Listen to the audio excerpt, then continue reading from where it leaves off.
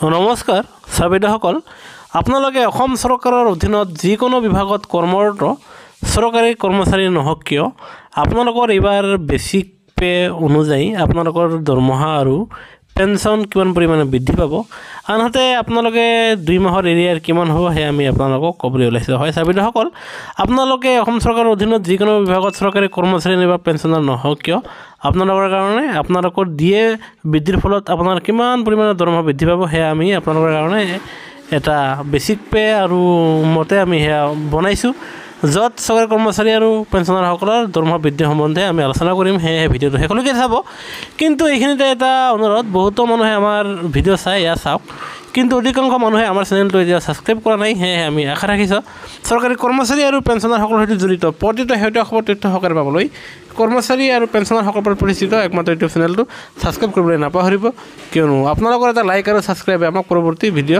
প্ৰস্তুত কৰা উৎসাহ যোগায় ছাৰবেদসকল যিসকল ছাৰবেদৰ বেছিক পে নাইবা বেছিক পেনশন আপোনাৰ 9000 টকা তেখেতসকলৰ 40% দিয়ে হিচাপে লাভ কৰিছিল 4140 টকা যাৰ ফলত 50% দিয়ে হোৱাৰ ফলত তেখেতসকলৰ দিয়ে হ'বগৈ 4500 টকা যাৰ ফলত পুনে দৰমহা বৃদ্ধি হ'ব 360 টকা আনহাতে 2 মাহৰ এৰিয়া লাভ কৰিব 720 টকা ঠিক তেনেদৰে যিসকল ছাৰবেদৰ বেছিক পে আমি 11200 তো নকওঁ তেনেহলে ভিডিঅটো বেছি ডাঙৰ হ'ব আমি দুইটা তিনটাকেহে কম যিসকল ছাৰবেদৰ বেছিক 12700 টকা তেখেতসকলে দিয়ে পাই আছিল 5842 টকা তেনেস্থলত তেওঁলোকৰ পুনে দৰমহা বৃদ্ধি হ'ব 6350 টকা তাৰ মানে মূল দৰমহাত বৃদ্ধি হ'ব 508 টকা আৰু হেহে তেওঁলোকে 2 মাহৰ এৰিয়া লাভ কৰিব 1016 টকা ঠিক তেনেদৰে যিসকল ছাৰবেদৰ বেছিক আপোনাৰ 15700 টকা তেখেতসকলে দিয়ে পাই আছিল 7222 টকা এইবাৰ তেখেতসকলে দিয়ে হ'ব 7850 টকা তাৰ মানে পুনে দৰমহা আৰু পেনশনত বৃদ্ধি হ'ব 628 টকা আনহাতে 2 মাহৰ এৰিয়া লাভ কৰিব 1256 টকা ছাৰবেদসকল আপোনালোকে ইয়া পছমাৰিও চাব পাৰিব কোনো অসুবিধা নাই যিসকল ছাৰবেদৰ বেছিক আপোনাৰ 16400 টকা তেখেতসকলে দিয়ে পাই আছিল 7544 টকা এইবাৰ তেওঁলোকৰ দৰমহা বৃদ্ধি হৈ হ'ব 8200 টকা তেওঁলোকৰ পুনে দৰমহা আৰু পেনশনত বৃদ্ধি পাব 656 টকা যাৰ ফলত তেখেতসকলে 2 মাহৰ এৰিয়া লাভ কৰিব 1312 টকা ঠিক তেনেদৰে যিসকল ছাৰবেদৰ বেছিক পে 18500 টকা তেখেতসকলে দিয়ে পাই আছিল 8510 টকা এইবাৰ 50% দিয়ে হোৱাৰ ফলত তেখেতসকলে দিয়ে হ'ব 9250 টকা তেখেতসকলৰ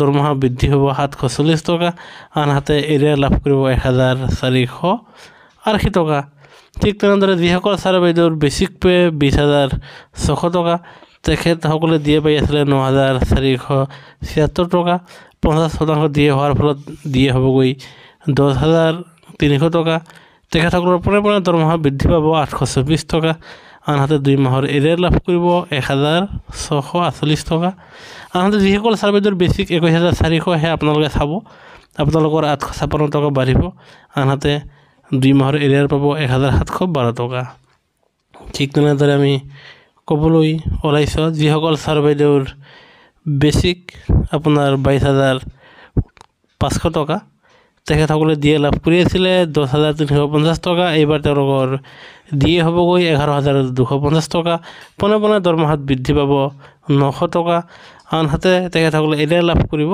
1800 টকা ঠিক তেনেদৰে যিসকল ছাৰবেদৰ বেছিক 25600 টকা তেখেতসকলে দিয়ে পাই আছিল 11776 টকা তেখেত 50% দিয়ে হোৱাৰ ফলত তেখেতসকলে দিয়ে হ'বগৈ 12800 টকা তেখেতসকলৰ দৰমহা বাঢ়িব 1024 টকা আনহাতে 2 মাহৰ এৰিয়া লাভ কৰিব 2048 টকা ঠিক তেনেদৰে যিসকল ছাৰবেদৰ বেছিক পে আছিল 27300 টকা তেখেতসকলে দিয়ে লাভ কৰি আছে 12558 টকা 50% দিয়ে হোৱাৰ ফলত তেখেতসকলে দিয়ে হ'ব 13650 টকা আনহাতে দৰমহাত পুনে বৃদ্ধি পাব 1092 টকা আনহাতে 2 মাহৰ এৰিয়া লাভ কৰিব 2184 টকা ঠিক তেনেদৰে 28500 টকা বেছিক পে যাৰ তেখেতসকলে এইবাৰ দিয়ে পাব 14,250 টকা। তেখেতসকলৰ পুনৰ দৰমহা বৃদ্ধি পাব 1,140 টকা। আনহাতে 2 মাহৰ এৰিয়াৰ লাভ কৰিব 2,280 টকা। ঠিক তেনেদৰে 29,200 টকা বেছিক যাৰ তেখেতসকলৰ দিয়ে বৰ্তমান আছিলে 13,432 টকা। তেখেতসকলৰ পোনে 50% দিয়ে হোৱাৰ ফলত এইবাৰ দিয়ে হ'ব 14,600 টকা। তাৰমানে দৰমহা বৃদ্ধি পাব আপোনাৰ 1,168 টকা, যাৰ ফলত 2 মাহৰ এৰিয়া লাভ কৰিব 2,334 টকা। ঠিক তেনেদৰে 30,000 টকা বেছিক যাৰ তেখেতসকলৰ দৰমহা বাঢ়িব 1,200 টকা। আনহাতে 2 মাহৰ এৰিয়া লাভ কৰিব 2,400 টকা।